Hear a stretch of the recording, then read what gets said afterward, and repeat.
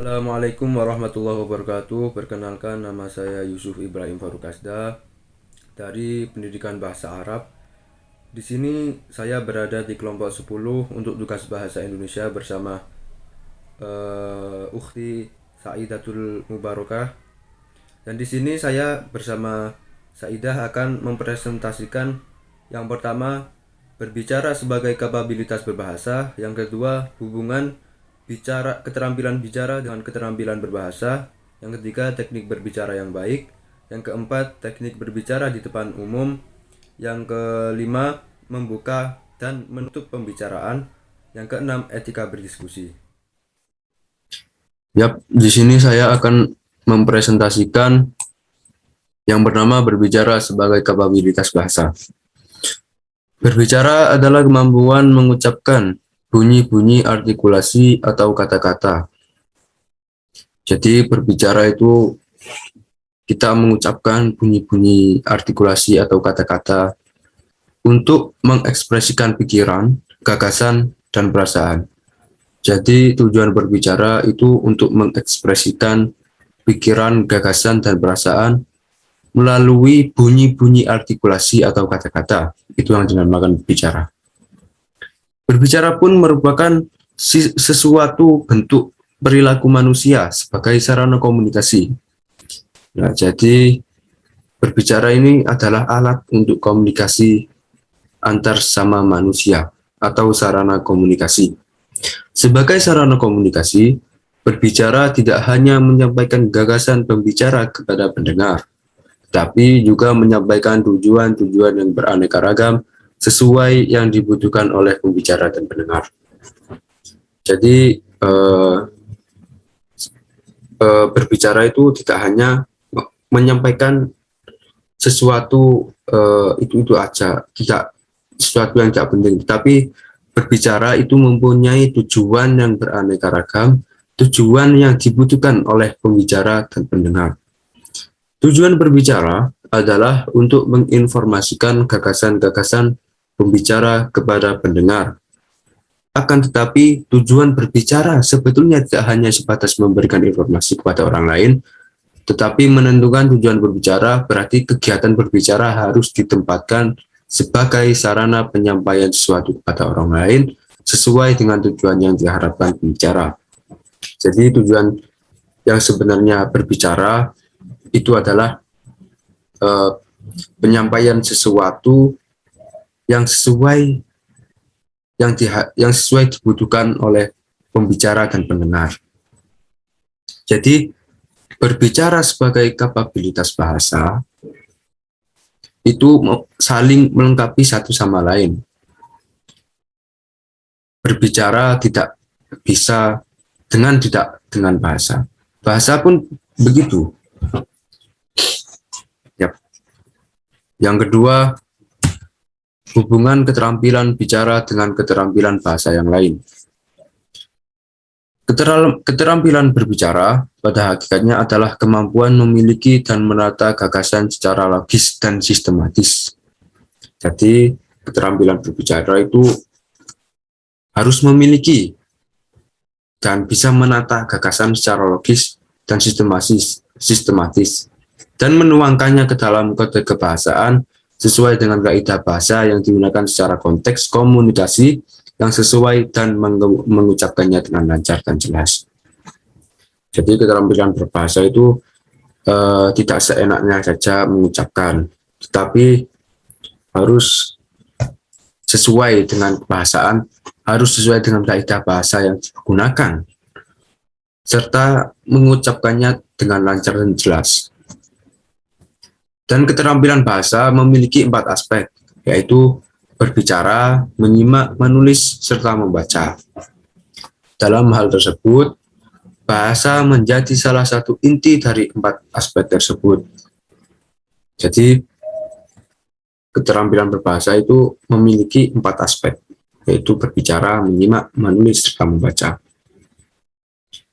Dan dalam aspek 4 tersebut, bahasa itu adalah salah satu kunci keberhasilan dari 4 aspek tersebut. Dengan kebahasaan yang jelas, efektif, dan mudah dipahami, Empat aspek tersebut dapat berjalan dengan baik dan benar. Intinya, keterampilan berbicara dengan keterampilan berbahasa adalah sesuatu hal yang tidak dapat dipisahkan karena saling melengkapi satu sama lain. Kemudian yang ketiga adalah teknik berbicara yang baik. Yang pertama adalah memberi salam. Jadi memberi salam ini adalah opening atau pembukaan untuk memulai pembicaraan. Dengan memberi salam, lawan bicara kita akan senang. Dengan kesenangan untuk membuka pembicaraan, lawan bicara kita pun akan happy, akan senang, menjadi senang untuk berbicara dengan kita. Yang kedua, mulai berbicara dengan bahasa yang sopan, baik, mudah dimengerti, serta menggunakan bahasa yang halus. Dengan bahasa yang sopan, baik, mudah dimengerti, dan menggunakan bahasa yang halus, pendengar akan merasa senang, akan merasa enjoy, santai untuk kita ajak bicara. Kemudian berbicara menggunakan volume yang sesuai. Dengan menggunakan volume yang sesuai, pendengar akan enak mendengarkan apa yang kita bicarakan. Pendengar akan mudah dipahami, tidak ketinggalan. Terus yang keempat, berbicara dengan kecepatan yang tepat. Dengan berbicara dengan kecepatan yang tepat, pendengar akan lebih fokus, akan lebih rileks, akan lebih paham, tidak akan ketinggalan apa yang kita bicarakan. Yang kelima yaitu menggunakan nada suara atau intonasi yang dinamis. Maksudnya nada suara kita kondisional. Nada suara kita tidak tinggi, tidak turun, tidak cepat, tidak terlalu cepat, tidak terlalu lambat, ya sesuai lah. Yang keenam adalah perhatikan postur tubuh kita. Dengan memperhatikan postur tubuh kita, misalnya pendengar menghadap ke kita, kita juga harus menghadap ke pendengar. Tidak saling bertolak belakang. Serta dengan memperhatikan postur tubuh kita, pendengar akan jauh lebih enjoy dan jauh lebih menikmati apa yang kita bicarakan. Selanjutnya akan dilanjutkan oleh Mbak Saidah. Baik, saya akan melanjutkan materi mengenai teknik berbicara di depan umum. Berbicara di depan umum itu bukanlah soal bakat atau keterampilan yang diwariskan secara genetik. Memang ada kecenderungan orang tua yang memiliki keterampilan berbicara di depan umum yang baik, itu juga memiliki anak yang memiliki kemampuan berbicara yang baik pula di depan umum. Tapi hal tersebut lebih mengarah pada pembiasaan anak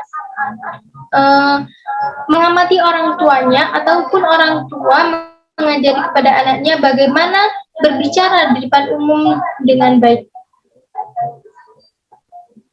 Keterampilan berbicara yang baik itu akan meningkat sejalan dengan intensitas kita dalam berlatih dan keberanian untuk membawakan diri dalam forum. Berikut ini adalah hal-hal yang perlu diperhatikan ketika berbicara di depan umum. Yang pertama yaitu menunjukkan antusias terhadap situasi dan pendengar. Kemudian yang kedua, lakukan kontak mata 5-15 detik dan tatapan kita harus berkeliling, bukan pada satu orang saja. Jadi ketika berbicara di depan umum itu tidak hanya pada satu fokus saja ataupun pada satu audiens saja, tetapi harus berkeliling. Ketika melihat kita harus berkeliling agar para audiens itu merasa bahwa mereka itu juga diajak bicara. Kemudian yang ketiga, perlihatkan senyuman agar lawan bicara itu fokus pada kita. Kemudian yang keempat, sisipkan humor di sela-sela pembicaraan. Yang kelima, fokus pada pembicaraan.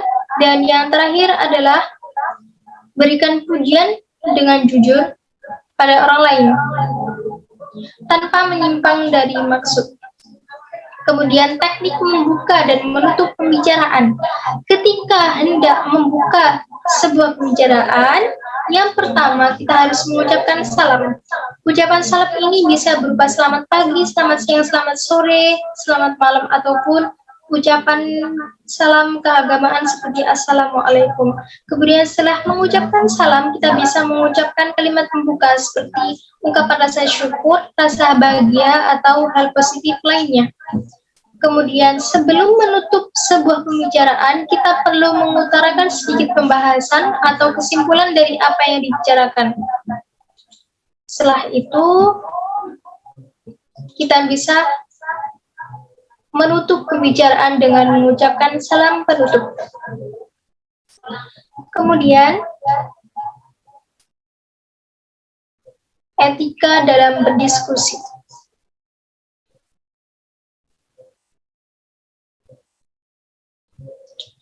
Kesuksesan sebuah diskusi itu tergantung pada komponen-komponennya di dalamnya.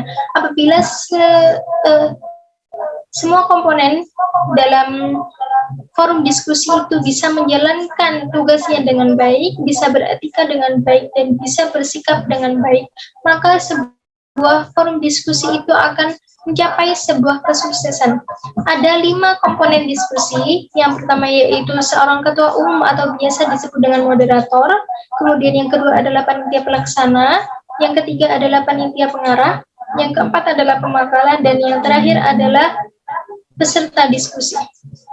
Kemudian, tugas seorang ketua atau yang disebut moderator dalam forum diskusi yang pertama yaitu dia harus menyiapkan diskusi secara matang, membaca, membuat catatan, dan berpikir tentang masalah yang akan didiskusikan. Kemudian tugas yang kedua yaitu mengumumkan judul atau masalah dan mengemukakan tujuan diskusi. Yang ketiga adalah menyediakan serta menetapkan waktu.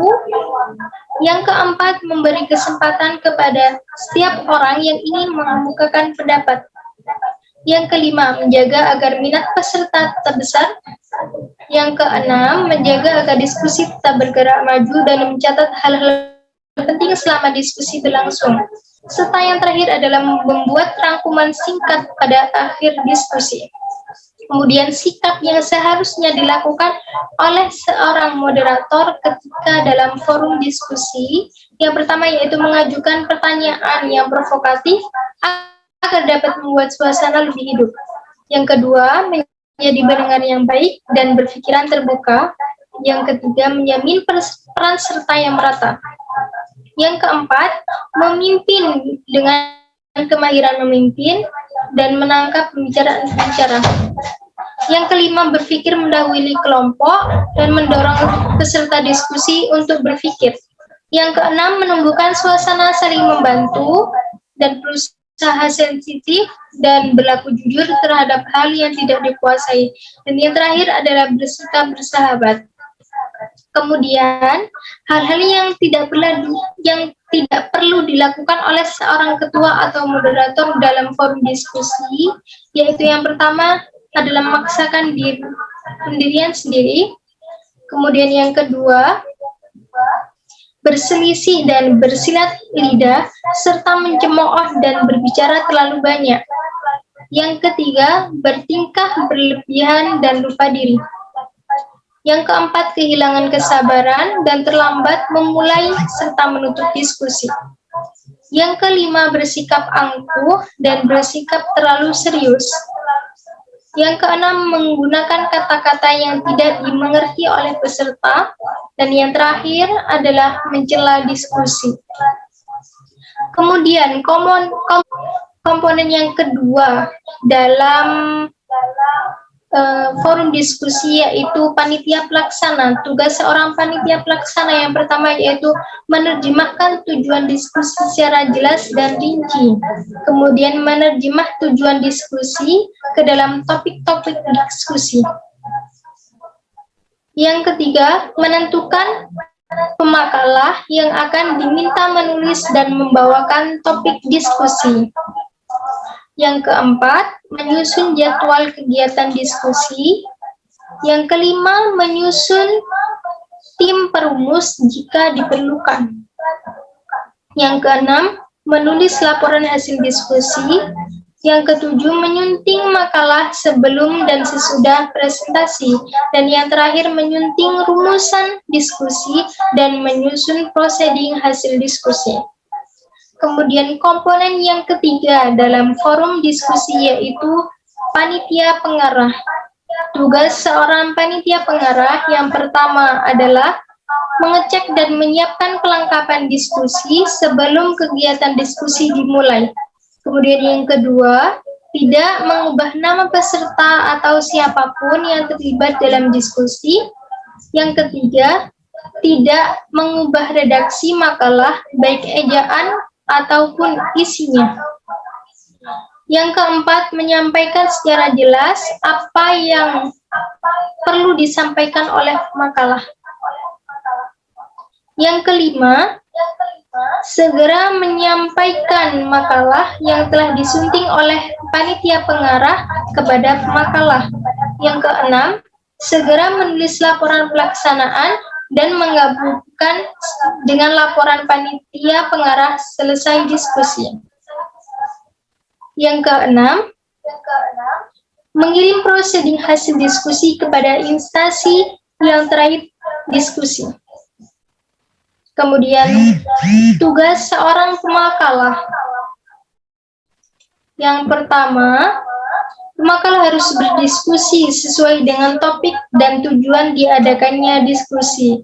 Yang kedua, segera menghubungi panitia pengarah apabila tidak setuju dengan topik yang diminta. Yang ketiga, menjaga kontak mata dengan hadirin. Tidak hanya melihat ke layar tayangan saja. Yang keempat, mengakui argumentasi yang lebih kuat dan tidak berdebat krusial.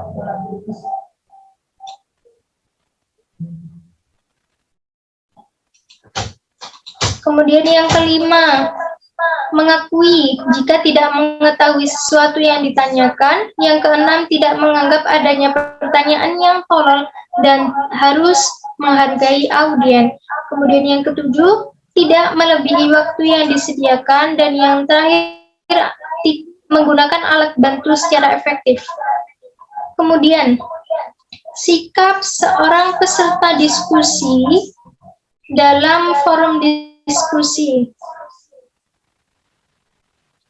Yang pertama, dia harus turut mengambil bagian dalam diskusi. Kemudian yang kedua, berbicara ketika moderator sudah mengizinkan. Jadi tidak berbicara dulu sebelum moderator mengizinkan dia untuk berbicara. Yang ketiga, berbicara dengan tepat, lugas, dan tegas. Berbicara dengan tepat, tegas, dan lugas bisa ditandai dengan tidak menjadi pemakalah tandingan, mendengarkan dengan penuh perhatian, memahami pendapat orang lain.